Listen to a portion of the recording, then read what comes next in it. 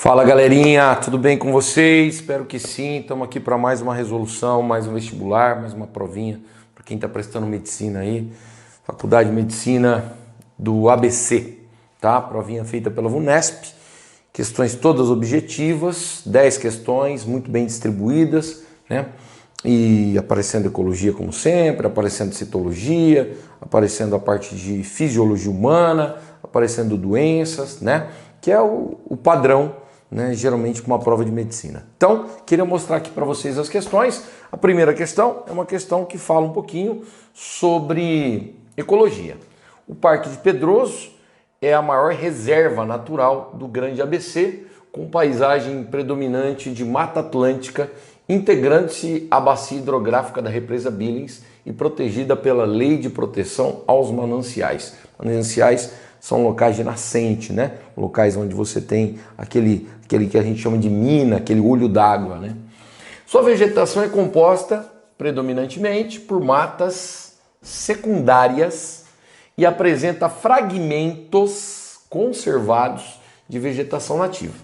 A vegetação se mostra alterada em alguns setores, como na área que foi afetada pela poluição de Cubatão, junto à Vila Paranapiacaba, e nas áreas ocupadas por loteamento.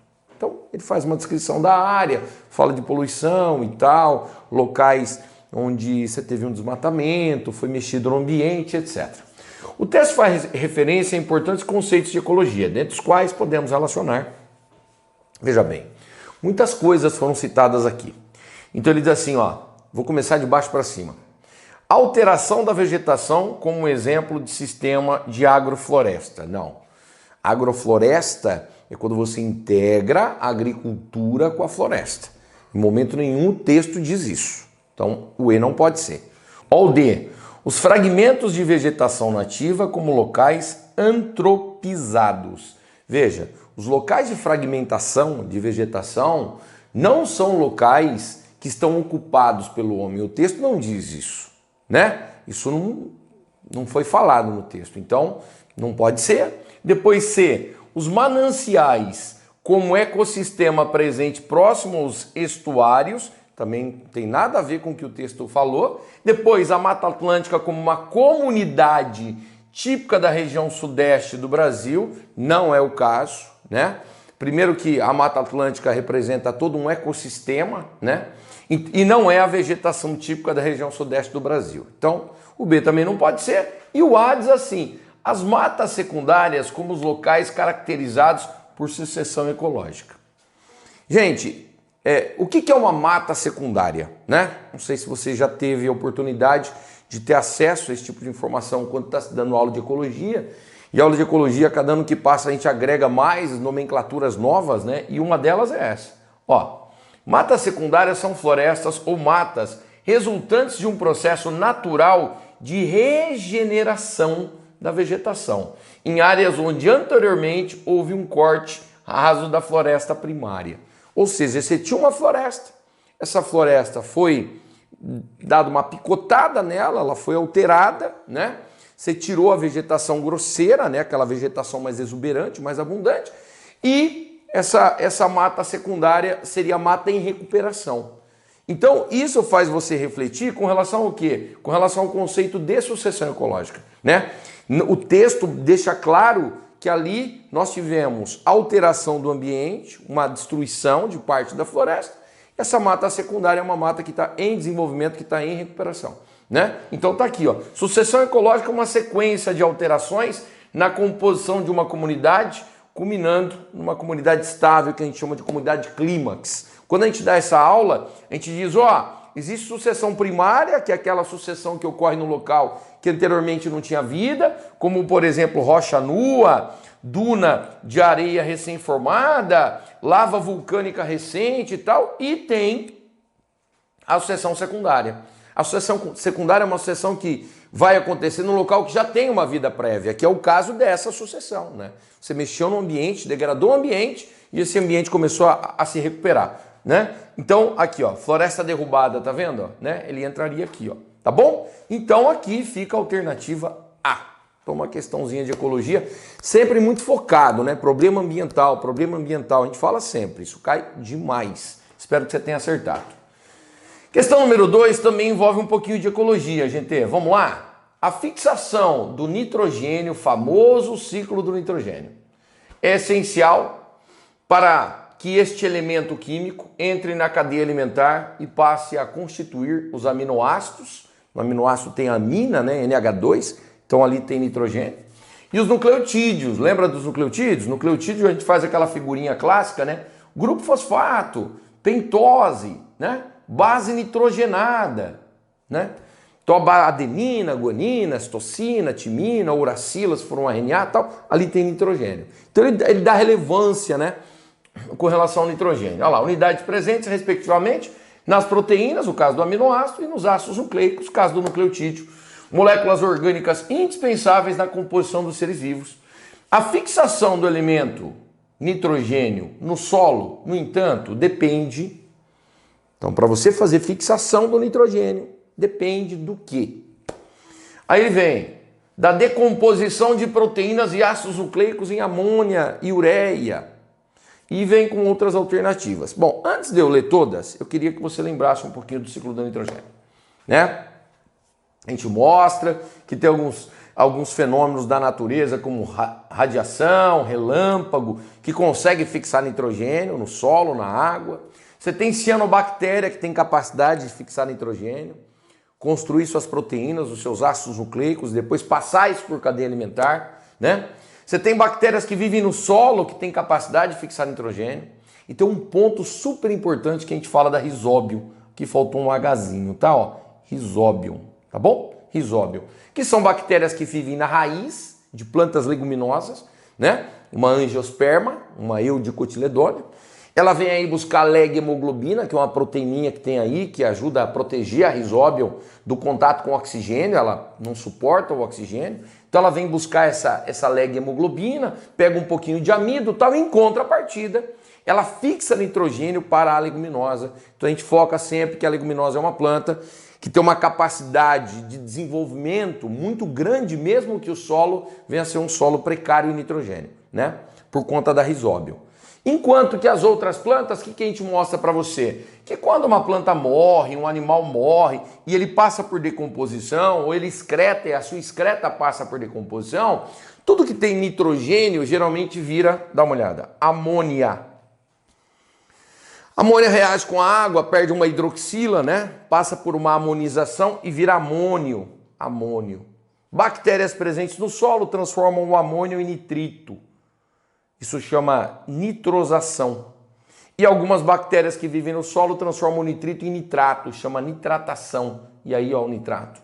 O nitrato é um composto que as plantas que não são leguminosas absorvem em grande escala. Conseguem absorver em grande quantidade, né? E o nitrato, que fica no solo e não é absorvido, existem as bactérias desnitrificantes que usam o nitrato para respirar e quebram o nitrato e devolvem o nitrogênio para a atmosfera. Então, de forma muito rápida, aqui eu estou passando para você, só para você ter uma noção do ciclo do nitrogênio. Aí, vem nas alternativas comigo. Ó. A fixação do elemento nitrogênio no solo, no entanto, depende da decomposição das proteínas e ácidos nucleicos em amônia e ureia. Ureia não. Amônia tudo bem, mas não em ureia. Quando você faz a decomposição, vira amônia, que depois vira amônio, nitrito, nitrato. Então não pode ser o A. B. Do metabolismo de organismos procariontes mutualísticos em certas angiospermas. Que procarioto mutualístico seria esse? A Rhizobium. Não é uma bactéria? Bactérias não são seres procariontes? Né? Ele não está fazendo mutualismo. É uma relação ecológica, quando a gente fala de mutualismo, a Rhizobium com a leguminosa é um dos grandes exemplos mutualísticos. A alternativa correta é a alternativa B. Se você olhar o C, absorção direta de aminoácido e nucleotídeo pela raiz de planta. Você acha como é que vai absorver aminoácido, nucleotídeo do solo? Isso não existe, né? D. Da variação na porcentagem de nitrogênio existente na atmosfera. Não. Taxa de nitrogênio na atmosfera é padrão, mais ou menos de 78% a 79% da atmosfera é nitrogênio. Isso não influencia em absolutamente nada. E E. Da assimilação direta do nitrogênio pela folha dos vegetais. As plantas não conseguem absorver diretamente o nitrogênio da atmosfera. Você sabe muito bem disso, né? O que existe de troca gasosa na folha é gás carbônico, oxigênio, isso sim pelo estômago. Não tem nada a ver com oxigênio, então realmente, alternativa correta, bola, mais uma questãozinha de ecologia do famoso ciclo do nitrogênio. Bom, agora vem uma questão que envolve doença, envolve a esquistossomose. A esquistossomose, nós estamos falando do Faculdade de Medicina do ABC, prova 2012, esse ano de vestibular de 2012, 2022, né? Esse ano de vestibular de 2021 para 2022, a quantidade de questões que caíram de esquistossomose está sendo um negócio assim assombroso, né? Disparado está sendo a doença que mais está sendo cobrada, né? Talvez porque no Brasil nós temos muitos casos ainda de esquistossomose, né? Então, olha lá, a imagem mostra a cercária aqui, ó, né? Ele te dá uma imagem da cercária, larva microscópica do verme Schistossoma mansoni. Com relação ao ciclo da esquistossomíase, sabe-se que ele faz perguntas com relação ao ciclo. Vamos dar uma olhadinha no ciclo, vamos lembrar. Primeira coisa que você tem que lembrar, o Schistossoma mansoni fica ali na região do fígado, nos vasos que ligam o intestino ao fígado, que a gente chama de vasos mesentéricos, aqui está o xistossoma, né? Você tem aqui, ó, macho grandão, fêmea pequenininha, fêmea passando por esse canal que tem no macho, o macho liberando gametas, fecundando a fêmea, né? Essa fêmea sai e entra nesses vasos que você está vendo aqui, vem aqui assim, ó, e começa a depositar ovos. O ovo rasga o intestino e sai nas fezes. Olha o ovo aqui. Tá vendo? Olha o espinho que ele tem, ó. E esse ovo a gente sempre foca que ele tem que cair em um ambiente de um ciclo, um ambiente de água doce. Esse ovo cai no ambiente do ciclo, ele se desenvolve, nasce uma larva toda ciliada, chamada miracídio. O miracídio vem do ovo. Tá vendo? Miracídio. Esse miracídio tem que encontrar um caramujo, que geralmente é encontrado em ambientes de água doce, e água mais calma, represas, lagos e tal. E o miracídio, ao entrar nesse caramujo, chamado gênero Biompalaria ou família Planorbidae, ele entra, faz reprodução assexuada e no momento que sai na forma de cercária. Aqui está a cercária. A cercária bate na pele da pessoa, cai na circulação e ela vai para o fígado e vai para os vasos mesentéricos e lá ela fica adulta e nós reiniciamos o ciclo. Então o miracídio entra no caramujo e do caramujo sai a cercária. É a cercária que ativamente penetra no corpo do homem. Fechou? Então vamos lá para as alternativas? Olha lá. Com relação ao ciclo, sabe-se que o desenvolvimento dos vermes adultos origina de forma assexuada ovos denominados miracídios. Nada a ver. Nada a ver. O verme adulto está no homem se reproduzindo sexuadamente. Então, esquece o A. B. O desenvolvimento do verme adulto ocorre de forma sexuada a partir da fecundação entre miracídios. Nada a ver. O miracídio é uma larva que sai do ovo. Não tem absolutamente nada. Uma frase completamente desconexa. C. O desenvolvimento da cercária, lembra? Cercária sai do caramujo, né? O desenvolvimento origina de forma assexuada a larva miracídio. Não. O miracídio entra no caramujo, ali tem reprodução assexuada e aí vem a cercária. Tá? D. Do desenvolvimento das cercárias, o desenvolvimento das cercárias ocorre a partir do miracídio, no interior de um hospedeiro intermediário. Isso! O miracídio entra no hospedeiro intermediário, que é o caramujo, ali tem-se uma reprodução assexuada e aí nós temos então as cercárias. Penetra-se no homem, e aí então alternativa D. Só vou ler o E para desencargo de consciência. O desenvolvimento dos vermes adultos ocorre a partir da transmissão de larvas miracídios pelo caramujo, né? O caramujo, ele não solta miracídio, ele solta a cercária. Tá bom? Então realmente aí é o D. A próxima questão aborda um assunto, cara, que eu acho assim, quem se propõe a prestar vestibular e quer medicina, cara, não tem como não saber osmose. Essa é uma questão que envolve osmose na botânica, mas osmose é osmose, né? Olha lá. No processo de osmose ocorre fluxo de água entre dois meios que apresentam diferentes concentrações iônicas, né? Então a água vai do meio hipotônico, onde tem mais água, né? Tem mais diluição, para o meio hipertônico, para o meio mais concentrado. Dessa forma, para que as células guarda do estômago de um vegetal absorvam água por osmose e com isso abram o seu ostíolo, é necessário que elas estejam... Veja, quando você pega um estômago, você tem que lembrar. Ó, primeiro osmose, né? É um processo de difusão de molécula dissolvente de água pela membrana do meio hipotônico para o hipertônico. Então, quando você vê no estômago, essas células que você vê aqui, onde eu vou colocar essa setinha aqui, ó, né? A gente chama de célula guarda ou célula estomática. O ostíolo que ele está falando é esse buraco onde eu estou colocando um X. Então, o que acontece? Para que essa célula possa ficar túrgida e, com isso, fazer essa curva em forma de feijão e ficar aberta, ela tem que estar mais concentrada que essas células que estão aqui ao lado, ó. Essas aqui, ó, tá vendo? Essas que estão em branco aqui, ó, são células anexas. São células que estão anexadas ao estômago. São células da epiderme da folha. A epiderme é aquela camada de célula que reveste a folha e no meio existem algumas células diferenciadas que formam o estômago. Agora, a célula estomática, a célula guarda, ela tem que ganhar água. Para ganhar água, o que a planta faz? Ela enche de potássio a célula. Aqui, ó, olha quanto potássio, tá vendo? Ó, cada pontinho desse é potássio, né? Enche de potássio. Tá aqui, ó. Aqui nós temos uma concentração de potássio enorme e as células vizinhas têm menos potássio. Então a célula vizinha fica hipo e a célula estomática hiper. A água vai do hipo para o hiper, enche a célula estomática aqui e aí ela fica túrgida e o estômago abre. Toda vez que eu quero fechar o estômago, o que eu faço? Eu vou pegar esse potássio, vou jogar para a célula anexa. Quando eu jogar para a célula anexa, a água sai. E ao sair, olha lá, o estômago fecha. Tá? Então, olha lá, ele fala assim, ó, desta forma, para que a célula guarda é a célula que compõe o estômago, tá certo? De um vegetal absorva a água por osmose e abra o seu ostíolo, é necessário que ele esteja o quê? Que ele esteja hipertônico, que ele esteja mais concentrado que as células da epiderme, para poder ganhar água e ficar túrgido. E aí o estômago abre.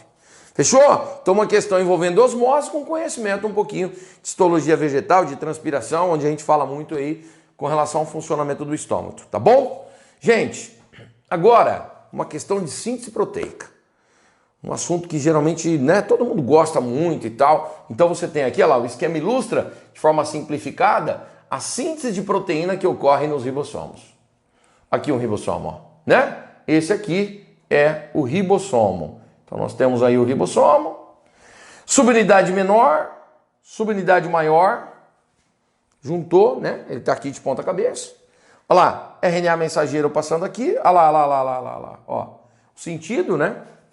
E aí aquela história, né? Cada 3 desse aqui é um códon, cada 3 é um códon, cada 3 é um códon, cada 3 é um códon. Tá vendo aí quantos códons formados? Cada 3 é um códon. E o que está chegando aqui? Olha o que está chegando. O RNA transportador com seu anticódon. Para que ele possa ir acoplando no códon, né? E cada vez que ele acopla códon com anticódon, ele traz aqui na caudinha um aminoácido. E aqui no ribossomo os aminoácidos vão se unindo e vai formando a proteína. Tá vendo lá? Né? Olha lá, aqui, ó. Tá vendo, ó? Tá? Olha lá. Olha o RNA mensageiro aqui, que tá em verde aqui, ó. Essa parte aqui, né? Olha o transportador chegando, tá vendo? Deixa eu ampliar aqui um pouquinho para você, ó. Você tá vendo aqui? Olha lá. Ó. Repare aqui esse códon AUG, olha o anticódon UAC. Aqui nós já temos um códon CCG, olha o anticódon que vai acoplar lá, GGC, né? E aí ele vem, a base do processo de formação da proteína é o códon do mensageiro, tendo afinidade com o anticódon do transportador, para que ele possa se ligar e deixar o aminoácido no ribossomo. A partir do momento que o ribossomo vai deslizando sobre a fita, RNAs transportadores vão indo embora, deixando os seus aminoácidos, e novos transportadores vão chegando. Dá uma olhada aí, ó, né? Ó. Olha aí, tá vendo? Olha, vai chegando e vai deixando mais e mais aminoácido, tá? E aí vai crescendo. Então, o que eu fiz aqui? Ó, aqui são as etapas todas e tal, né? Aí ele vem e diz assim, ó, o mecanismo que garante a decodificação Tá aqui, ó, decodificação correta das informações contidas na molécula de RNA mensageiro é o acoplamento do transportador no mensageiro. Isso é um mecanismo que garante a decodificação? Lógico que é. Eu preciso pegar o transportador e acoplar no mensageiro. Se eu não fizer esse processo de acoplamento, como é que eu vou produzir proteína? Isso é a alma da explicação, né? Olha lá, é o A. Ó, vou ler os outros. Ligação peptídica existente entre os aminoácidos. Não, ela acontece, mas não é o que garante a decodificação. O que garante é a junção do mensageiro com o transportador. C, presença de duas subunidades do ribossomo. Não é o que garante. Não adianta eu ter duas subunidades de ribossomo se eu não tiver o RNA mensageiro e o transportador. D, a correspondência entre o anticódon do DNA. DNA não tem anticódon. Quem tem anticódon é o RNA transportador. Então D nem pensar. E o E, a correspondência de 64 tipos de aminoácidos para 64 tipos de códons. Não existem 64 tipos de aminoácidos. Existem 20 tipos de aminoácidos, somando os naturais e os essenciais, tá? Então, realmente, a alternativa aqui, A. Gente, agora vamos para uma questãozinha que envolve um pouquinho de biotecnologia. Vamos ver? Pesquisadores desenvolveram sementes de milho modificadas geneticamente, capazes de produzir hormônio de crescimento ou HGH. Isso é a sigla em inglês que significa hormônio humano de crescimento, tá? Que até o momento tem se mostrado idêntico ao produzido pelo organismo humano.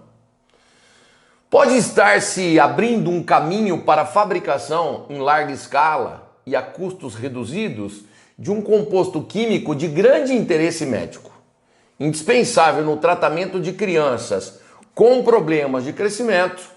O HGH é atualmente obtido por meio de bactérias, procedimento de alto custo e produção limitada. Segundo os pesquisadores, com o rendimento já obtido, bastaria uma área equivalente a um campo de futebol para produzir 1 tonelada de milho, o suficiente para o tratamento de aproximadamente 1.000 crianças por ano. Bom, um belíssimo texto dizendo de um fato que eles conseguiram fazer com que o milho produzisse hormônio humano, obviamente pegando o gene humano e colocando no milho, para que o gene que é responsável pela produção do hormônio do crescimento pudesse se manifestar no milho, então o milho viesse a produzir esse hormônio, que é o hormônio humano. Não faz absolutamente nada no milho, você pode ver que ele não fala absolutamente, só diz que o milho passa a produzir, mas não usa. Então aí existem técnicas para tirar esse hormônio e tratar crianças que tenham problemas de crescimento. Muito bem. Isso hoje é feito por bactérias. O gene humano do hormônio do crescimento é colocado em bactérias, né?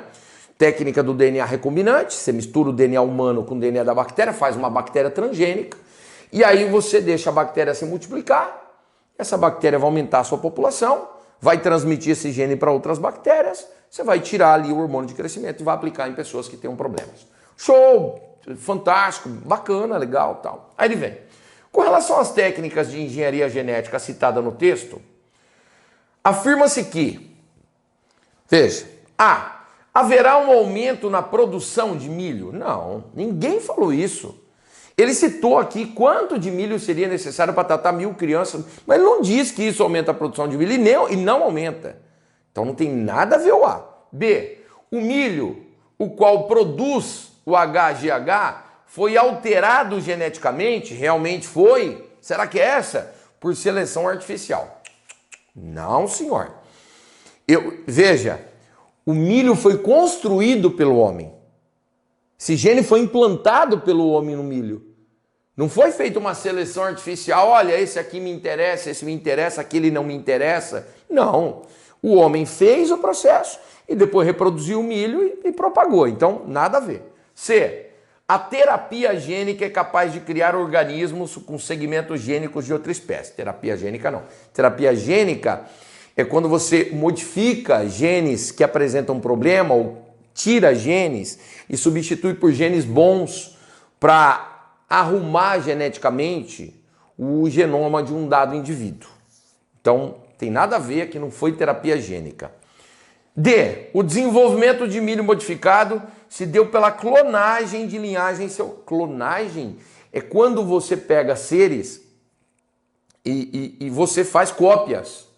Ele está dizendo que foi clonado linhagens selvagens, de milhos selvagens, e esses milhos foram clonados. Não, nada a ver. E o E, o milho é transgênico, pois recebeu uma sequência humana de nucleotídeos, quer dizer, de um pedaço de DNA que é feito de nucleotídeos. Tá certo? Lógico que tá. Ó, o que é transgênico?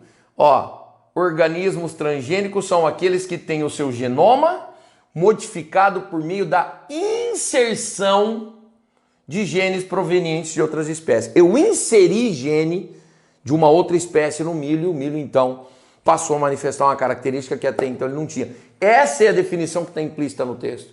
Então o milho que foi apresentado ali é um milho transgênico, tá? Então a alternativa aqui realmente é a alternativa E. Espero que você tenha acertado, tá caindo bastante biotecnologia, né? Bastante mesmo. Bom, questão número 7. Olha aí, gente. A figura ilustra a organização estrutural do SARS-CoV-2, o vírus envelopado, agente etiológico da Covid-19. Aí ele vem aqui, põe um esqueminha, coloca aqui espícula, né? A famosa spike. Aí ele coloca aqui a membrana, coloca nucleocapsídeo, tá aí, e envelope, genoma de RNA, e aí vai fazer algumas perguntas com relação a isso. Veja, o que eu quero deixar muito claro para vocês, nós temos aulas no YouTube que falam sobre como é que é o vírus, logo que saiu a pandemia, vamos lançar uma outra aula. E a gente mostrava já o arranjo, né? Essa espícula, essa spike, é essa famosa proteína aqui, né? Que está aí no envelope do vírus e que o vírus usa para poder fazer absorção nas células. Ele usa essa proteína para poder invadir, ele gruda, né? Faz adsorção, é o termo técnico, e feita a adsorção ele consegue então invadir a célula e aí começa a se reproduzir no interior da célula. É um vírus capsulado, por quê? Porque além do capsídeo, né, que é essa capa de proteína que ele tem aqui, representado por essas bolinhas, ele tem RNA com material genético, ó, RNA de fita simples. Existem vírus que têm RNA de fita dupla e ele tem um RNA de fita simples. E aqui está a membrana e tal. E aí, o que acontece? Quando nós demos isso, eu mostrava, gente, a spike é a proteína que faz isso aqui, cara. Olha, dá uma olhada, ó. É por conta da spike que o vírus vem e ele faz a absorção na célula. Aí ele consegue invadir a célula, olha lá, invadiu a célula. Aí ele abre essa vesícula. O capsídeo com o RNA é colocado dentro do citoplasma, literalmente. O RNA sai, aí o RNA viral, tá? Você replica esse RNA, muitas vezes, replica, faz cópias. Parte desse RNA é traduzido pelo ribossomo para poder produzir o capsídeo. Então esse capsídeo é um capsídeo viral, produzido a partir da informação do RNA viral. E aí você forma capsídeo. Olha lá, multiplicou o RNA viral várias vezes, o capsídeo vem e envolve o RNA lá, envolve. Você já tem o capsídeo com o RNA, o que a gente chama de nucleocapsídeo. Só que aí tem que produzir a spike. Como que eu produzo a spike? Eu pego o material genético do vírus, jogo no retículo endoplasmático granular, lá é feita a tradução, a spike é produzida aqui no retículo, mandada para o complexo Golgiense, está aqui. O complexo Golgiense empacota e solta e põe lá na membrana, lá. Ele joga lá na membrana, ó lá. Bateu, jogou na membrana, ao jogar na membrana, ó a spike. Então a spike foi produzida aqui no retículo. E aí jogou aqui, aí esse capsídeo que você está vendo aqui vai lá, ó, dá uma olhada. Olha lá, foi lá, e aí ele arranca um pedaço da membrana e sai. Então você tem que ter essa noção, isso é um ciclo lítico de reprodução. O vírus não dá uma pausa, ele já vai entrando e já vai se reproduzindo. Então você tinha que ter essa noção para chegar aqui e dizer, ó, com base no mecanismo de replicação viral, a função desempenhada pela membrana é proteger as organelas virais. Não tem organela em vírus. O vírus nem ribossomo tem.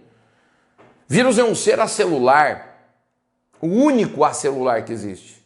B, pelas espículas é absorver o vírus na célula-alvo. É isso? É isso. Graças às espículas, que é spike, você vem e faz absorção, fixação do vírus na membrana. Essa era a alternativa. Só para você dar uma olhadinha no C, ó, pelo núcleo capsídeo é regular o metabolismo viral. Não, quem regula o metabolismo viral é o RNA do vírus. Depois D, pelo envelope é promover troca de substâncias entre o vírus e a célula-alvo. Imagina, o vírus não troca a substância com a célula, o vírus invade a célula. E o E, pelo genoma de RNA, é sintetizar diretamente todas as moléculas virais. Não, ele não sintetiza diretamente as moléculas virais, ele precisa usar a célula, usar o retículo, usar o complexo Golgi, usar o ribossomo para poder construir novos vírus dentro da célula. Então, realmente, a alternativa condizente é a B de bola. Fechou? Show! Questão número 8. No processo de formação da urina, ó, urina, a remoção de compostos indesejáveis do sangue depende, entre outros fatores, da pressão hidrostática existente na arteríola aferente, responsável por levar o sangue até os néfrons no interior dos rins.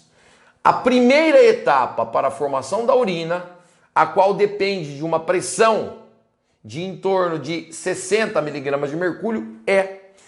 Gente, qual a primeira fase da formação da urina? Ó, só para você dar uma olhadinha. São 3 fases. Essa aqui, ó, essa aqui é a arteríola aferente. Essa é a aferente. O sangue chega por aqui. Quando ele chega, a pressão é alta. Ó o glomérulo que está aqui, ó. Ó o que acontece com o plasma sanguíneo. Ele vai para cá. Tá vendo esse número 1? Esse número 1 tá aqui, ó. Ultrafiltração glomerular. Tem autor que não põe o ultra. Eu gosto, porque é um processo muito exacerbado. Mas tem autor que chama de filtração glomerular. Tá tudo bem. É a primeira. Acontece aí, ó. Né? E aí do glomérulo ele vem para a cápsula do glomérulo, antiga cápsula de Bowman. E aí depois vem a reabsorção, né? Você vai tirando coisas, né? No túbulo contorcido proximal, no segmento delgado, antigamente chamada alça de Henle, no túbulo contorcido distal, você vai fazendo reabsorção de N compostos. Aqui no 3, ó, o que é o 3? 3 é a fase de secreção, ó lá. 1 é a ultrafiltração glomerular, o 2 é a reabsorção e o 3 é a fase de secreção. Secreção, eu pego um monte de composto químico que está lá no sangue e eu coloco aqui, ó, amônia, ureia, alguns íons, olha, tá vendo? Alguns medicamentos, até colocar aqui e poder formar urina. Então, tem 3 fases. Então, veja o que ele pediu, ó. A primeira etapa para a formação na urina, a qual depende de uma pressão. Absorção de água pela alça? Não. Reabsorção? Não. Secreção de toxina? Não.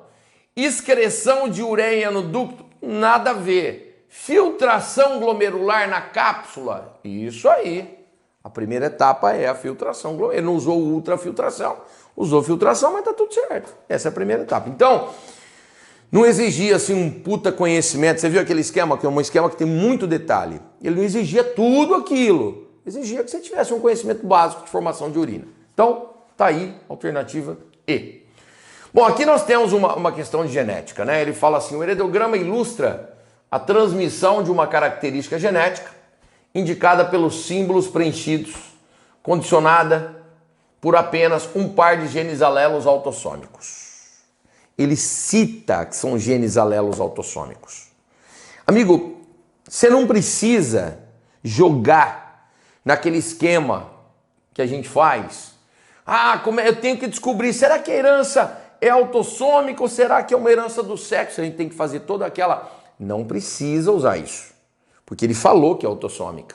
Então você já está aqui, ó, é autossômica. Você só tem que descobrir se é dominante ou recessiva. Lembra como é que a gente faz? Ó, vem aqui. Pais iguais, filho diferente. O diferente é recessivo. Quando eu falo pais iguais, significa pais que apresentam o mesmo fenótipo e que tem filho que apresenta fenótipo diferente, então o diferente vai ser o recessivo. Olha o que acontece aqui, ó. 1.1 com 1.2, ó, tá vendo? Não estão preenchidos. Agora, esse está preenchido. Então aqui ele é um azinho, azinho. Aí esse aqui também é um azinho, azinho. Aí esse aqui também é um azinho, azinho. Esse aqui também é azinho, azinho. O que sobrou? Azão, traço. Com calma, eu venho aqui azão, traço, azão, traço, azão, traço e azão, traço. Certo ou não? Agora, olha só. Como esse casal aqui teve filho azinho, azinho, um azinho vem do pai, um azinho vem da mãe. Como esse casal teve uma criança azinho, azinho, um azinho vem da mãe, um azinho vem do pai. O único que não dá para saber é esse aqui. Agora, vamos às alternativas. Os símbolos 1.1 e 1.2 são homozigotos dominantes. 1.1 e 1.2 é homozigoto dominante? Lógico que não, é heterozigoto. Então, o A não é. A característica em questão só se manifesta nos indivíduos homozigotos recessivos. É verdade? Vou voltar aqui para você ver. Olha lá, homozigoto recessivo, recessivo, recessivo. É verdade? É verdade. Alternativa, bola. Tá? Aqui, ó, os indivíduos 2.2, que é esse, 2.3, que é esse, e 3.1, que é esse, são heterozigotos. Não, são homozigotos recessivos, né? O D, a característica em questão se manifesta em indivíduos heterozigotos. Não, se manifesta em homozigoto recessivo. E o E, os indivíduos 2.1 e 2.4 são homozigotos dominantes. O 2.1 eu não sei o que ele é. Olha aqui, ó. Olha aqui. Olha aqui. Eu não sei o que ele é. Mas o 2.4 com certeza é heterozigoto. Então, a alternativa nossa realmente é a alternativa bola. Fechou? Uma questão de genética bem simples assim, tá? Gente, vamos pro próximo. Próximo exercício envolve um pouquinho de evolução e um ponto da evolução que fazia tempo que eu não via, né? Fiquei até feliz de o pessoal ter resgatado isso numa questão aqui importante, num vestibular legal aí, muita gente presta. Ó, a revista Science publicou um artigo descrevendo uma serpente dotada de 4 membros locomotores que habitou a região onde hoje é o Araripe, no Ceará. O fóssil encontrado confirma a hipótese de que as serpentes evoluíram de uma linhagem de lagartos que primeiramente alongaram o corpo para depois evoluírem os membros locomotores. Então ele dá um trecho dizendo da descoberta, mostra os fósseis, né?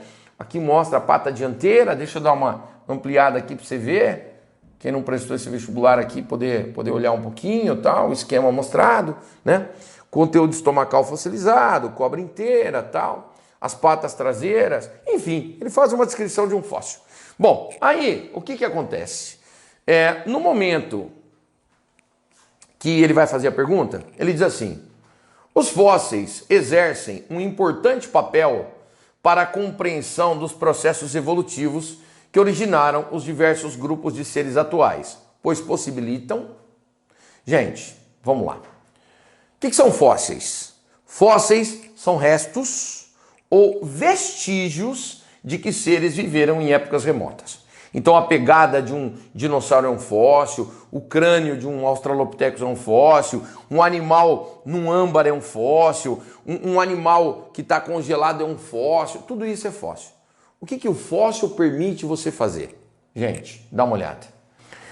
Então vamos lá, olha só. Eu vou começar lendo aqui de baixo para cima. Então ele diz assim, ó, os fósseis, deixa eu pegar a canetinha minha aqui, os fósseis exercem um importante papel para a compreensão dos processos evolutivos que originaram diversos grupos de seres vivos atuais, pois possibilitam, vamos lá, olha o E, a confirmação da necessidade constante de adaptações da espécie. Veja, um fóssil não mostra isso.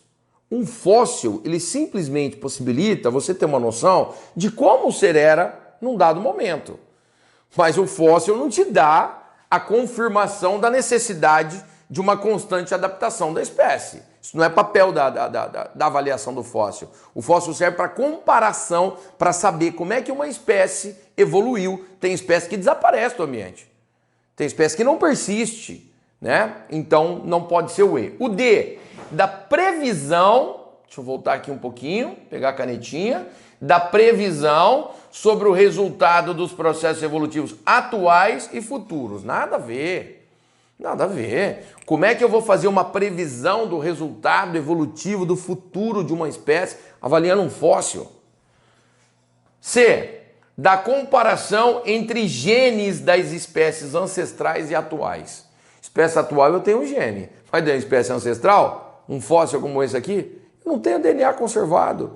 O DNA ele tem uma capacidade de conservação mínima. O DNA desestrutura com muita facilidade, então nada a ver, né? B. Reconstituição completa dos eventos que originaram cada taxon. Você acha? Como é que avaliando um fóssil eu vou fazer uma reconstituição completa de tudo o que aconteceu e que deu origem a um determinado taxon avaliando um fóssil? Nada a ver. E o A reconstrução parcial de espécies. Por que parcial? Porque eu estou avaliando aquilo que eu encontrei e eu não tenho a exata noção de todos os caminhos. Você sabe que muitas vezes você avalia um fóssil e faz uma prospecção evolutiva do que deve ter acontecido, mas de repente você acha um outro fóssil depois e que muda um pouco os caminhos. Então, reconstrução parcial de espécies e de habitat ancestral. Quer dizer, o habitat ancestral é assim, como que era, né? Esse ser tinha essas características, então possivelmente como que era o ambiente onde ele vivia nesse passado, né? Então me permite parcialmente ter essa noção, tá? Então a alternativa aqui mais condizente é a alternativa A. Gente, com isso, fechamos a resolução da provinha da Faculdade de Medicina do ABC. Tá de parabéns a VUNESP mais uma vez. Prova muito legal, muito bem construída. Varreu assuntos importantes da biologia. Espero que quem prestou aí tenha ido super bem. Quem está assistindo a aula para poder estudar, espero que a resolução tenha sido válida. Fica aqui o meu abraço. Espero na próxima resolução. Bom estudo e conte sempre com a gente aqui do Biologia Nota 10. Obrigado, um abraço.